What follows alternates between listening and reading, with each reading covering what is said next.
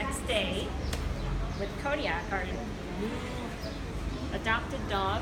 So yesterday it was my brother's birthday, Steve's 55th birthday. And I was like, where are we gonna go? What are we gonna do? And I was letting Steve choose of where he wanted to go and what he wanted to do. And so after church, he's like, so where do you guys want to go? And I said, well, Starbucks. And I didn't even realize that he wasn't a big Starbucks fan, but like, let's go get a coffee. And so Steve, being a good guy that he is, he's like, okay, let's go get a coffee. And then I realized when we got here, I asked Denise, I said, well, he's not even really into coffee. He just had come for me and for Steven and for all the rest of us. And so we're standing there, and Summer gets Steve the app to get the free drink, and he's getting his free drink. And so I come out to the patio, and when I came out to the patio, I saw this beautiful dog that actually a volunteer from the Humane Society had taken him out, and he had a harness on that said, "Adopt me." And so I sat down next to the girl, and I said, so this dog can be adopted? And she goes, yeah. And I'm like, what? I've never seen that before.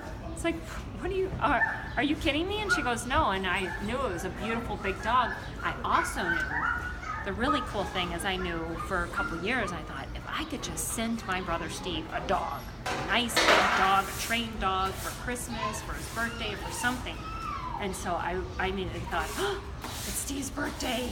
And he doesn't usually come to Starbucks. He doesn't want to usually come to Starbucks because he's not big on that. And I brought him here, and then all of a sudden, boom, here's this dog here. So I thought that would be really cool if he could get this dog for his birthday. So we were sitting there, and we were talking about it, and we were going back and forth, but we thought, well, it might not work out. It seems like a quick thing, whatever, wasn't really sure. A lot of us were for it. Denise was kind of thinking more practical at the time, so I thought, okay, I'm not going to push it. So we kind of walk away, but we were all like watching him and wanting him. And so then Steve and Blaze started talking. Steve and Blaze came back, got the information, and before we know it, we're making plans to come back and get Kodiak. So Steve and Blaze went to LA last night, and then he came back 5 hours this morning, and 10 a.m. we came and we got Kodiak. So we had to bring him back to Starbucks here because this is where we first met Starbucks. Well, we're gonna call him. And we almost Kodiak, went to the other Starbucks. Kodiak. Remember?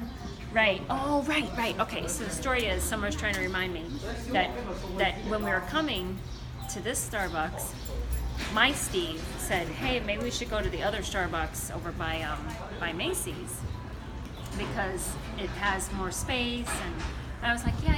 But I was like, no, Steve had sped in front of us and with his Camaro came to this Starbucks.